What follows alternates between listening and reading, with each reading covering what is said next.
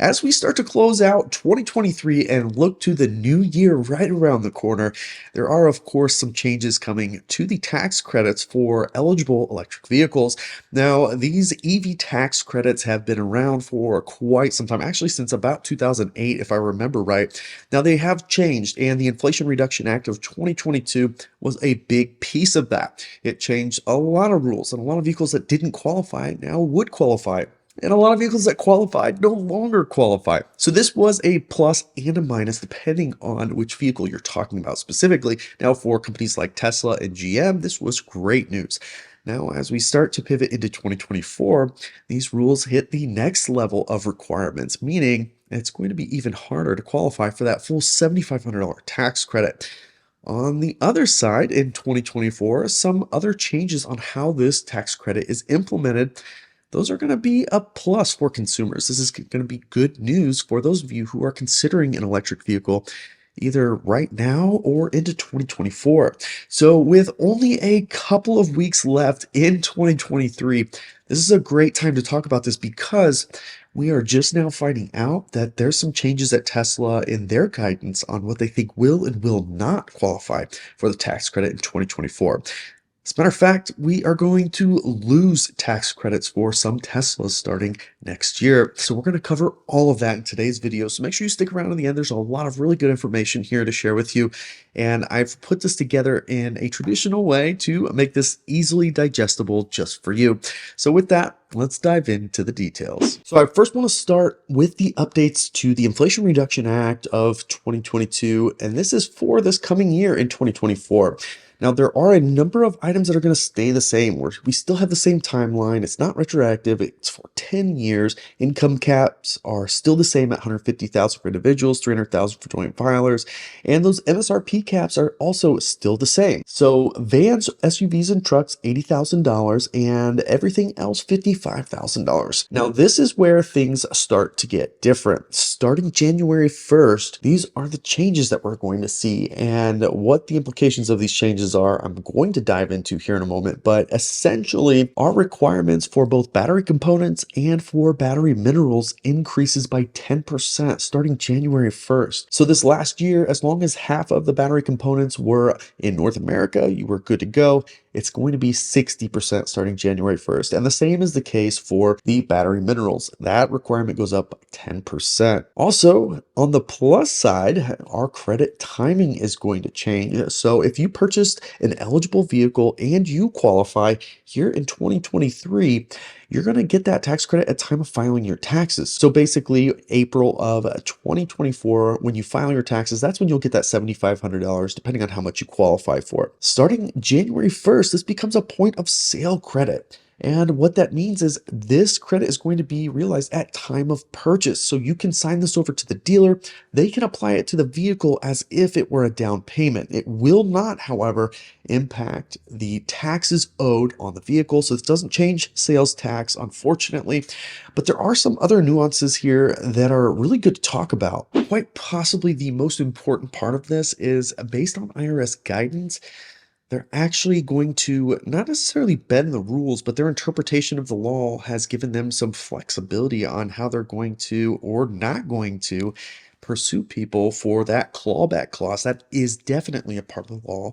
Basically, what the law says is if you take credits that you're not qualified for, the IRS will come back for that money. So if you took $7,500 and you were only qualified for $3,750, or you were only qualified for $2,000, they're going to take back what you took that you were not qualified for. But starting January 1st, 2024, they're actually only going to implement clawback on people who take a credit whose income does not meet the requirements. So if you made over $300,000 as a joint filer, you were not qualified. If you take it, they're going to take it back. If you make under $300,000 as a joint filer, you can take that full credit and keep it. Essentially, this is not a refundable credit. However, the IRS is not interested in taking the credit back for people who didn't have enough tax liability in order to take that full $7,500. So what the IRS is saying is, look, regardless of what specifically the law says or doesn't say, we're not going after people who take the credit who don't have enough tax liability. As long as they're under the income limits, that changes things significantly. So if you're retired and you have maybe little to no tax liability, the IRS is saying you can take the full credit. Go for it. So I am not a financial advisor. I'm not a CPA, but that is what the IRS is saying. And that is not necessarily how I interpret the law, but I'm also not a legal scholar. So essentially, starting January 1st, 2024, as long as your income meets the requirements and the vehicle itself qualifies, you can take the entire credit at time of purchase. This is per what the IRS is saying right now. There's also one more piece of clarification I would like to provide, and that is about this tax credit. How is it treated at time of purchase? Well, previously I incorrectly talked about this tax credit also offsetting some of your sales tax. That is not the case. This is actually going to be treated like cash as if it were a down payment if you apply it to the vehicle. So if you apply $7,500 to the vehicle, it's going to be treated as a down payment. It's not going to be treated as sort of a rebate where it lowers the tax requirement on that vehicle for your state taxes. So if you have 7% sales tax on $10,000, you are going to pay $700 in sales tax regardless of how much of this tax credit you do or do not take. So wanted to clarify that because I have misreported that previously and want to make sure I get that clear for you right here. Now, I want to talk about tax credits for 2024, which vehicles qualify. Unfortunately, when you go to fueleconomy.gov, which is where all the information is housed for if a vehicle does or does not qualify for a tax credit, they have yet to include a selection for starting in January of 2024. So this list goes all the way up till December 31st of 2023. Vehicles on this list aren't necessarily also going to qualify starting January 1st, and I have done my best based on research that's available out there to determine which vehicles I believe will and will not qualify for the tax credit starting in the new year. So this is our list essentially of what is qualified today, right now, at this moment, starting in April 18th of 2023. These were all the vehicles. There's how much the credit was, how much the MSRP cap was, and these over here are the ones that qualified for 3750 instead of the full 7500. So when we look at this list, 14 vehicles essentially qualified for the full credit, 11 for partial credit. When we start to look at January 1st, this list changes quite a bit. First and foremost, the Lincoln Aviator plug-in hybrid electric vehicle is gone. The Model 3 rear-wheel drive and long range are both going to lose all of the credit. They're not going to have any credit left, which is super unfortunate. Of course, the Cybertruck does stay on the list, which it is officially on the list. The Model Y still good, Model X also still good. Now, the Volkswagen ID.4 qualifies for the full 7500 today. There's not enough information to really know for sure what happens next year. So I've marked this one as orange. I do not have a really good answer for this, although I believe it very likely could. So depending on where that one lands, we're really talking about 12 to 13 vehicles, depending on how this piece lands also. And then when we look over here at the vehicles that qualified for the partial credit, 3,750, the Audi Q5 plug-in hybrid electric vehicle is dropping off the list, and the Ford Mustang Mach-E is not clear. However, Ford has recently given guidance that they believe it is actually going to lose this partial credit. So there's a very high chance the Ford Mustang Mach-E will lose all the credit, which is very unfortunate for Ford and for Ford customers. So 8 to 9 vehicles will remain on this partial credit list. So what does that mean bigger picture? Well, when we look at the Model 3 and the Model Y, we look at their current base prices and we add their current tax credits that they're available, your effective price, assuming you also qualify. Here they are down here. We're down to like 31.5 for the standard range Model 3 or the rear-wheel drive Model 3.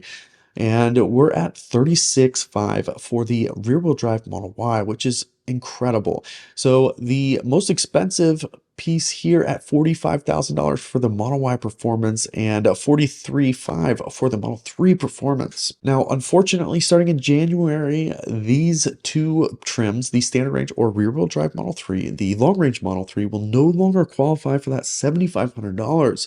So the effective price really means that rear-wheel drive Model 3 will be more expensive than a Model Y starting January 1st. The long range is the same thing. It's actually going to be even more expensive than a performance Model Y, which is crazy. But that is how powerful these tax credits truly are. Now, one of the cool things I wanted to share with you is I was looking at local inventory. Now, keep in mind, this will be different for all of you. Your local inventory is going to vary from my local inventory.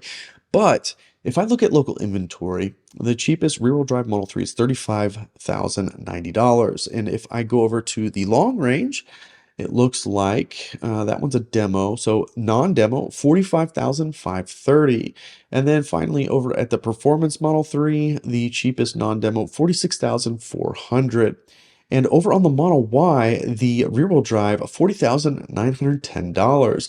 And if we look at the long range all-wheel drive, we're talking $45,560. And the performance, looking at $49,340. Now, I looked at these earlier, and these numbers might vary from what I just showed you, but that's just because this inventory changes by the minute, essentially. So at the time I put this together, which was not that long ago, maybe 20 or 30 minutes, these were the lowest prices available for non-demo units out there. With that, I'm talking about, other than the long-range Model 3, which doesn't have a lot of inventory, which is probably why this discount is so low, we're talking three, four, $4,500 of a discount based on just the base price. This is not the tax credit.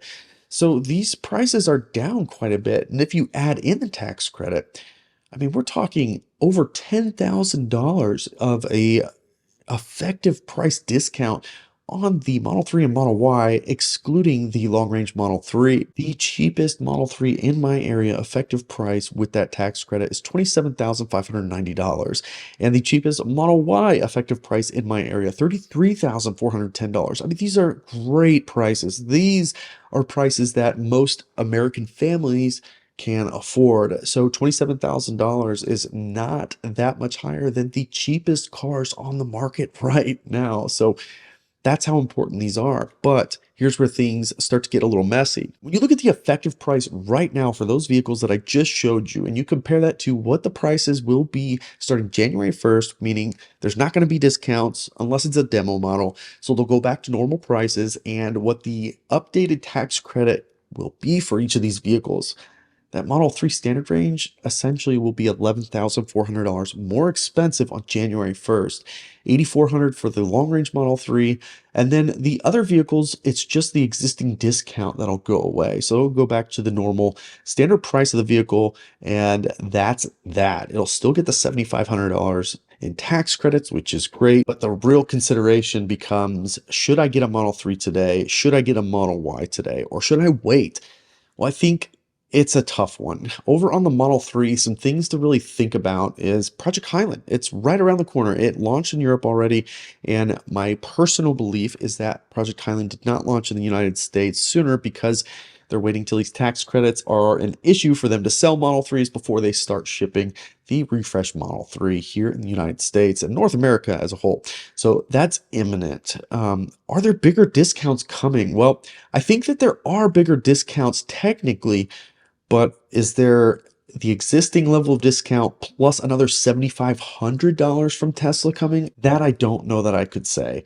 That is a ton of money to have Tesla front basically to offload these Model 3s. So I think they're going to start slowing down production on the Model 3 rather than finding $10,000 to write off on each Model 3 they sell. Future discounts versus the tax credit, and that's really the big question here. So for the Model 3 Performance and all the Model Ys, do we think that the tax credit and the existing discount is worth it to pull the trigger now? And specifically for the Model 3, that's $4,500. That's quite a bit.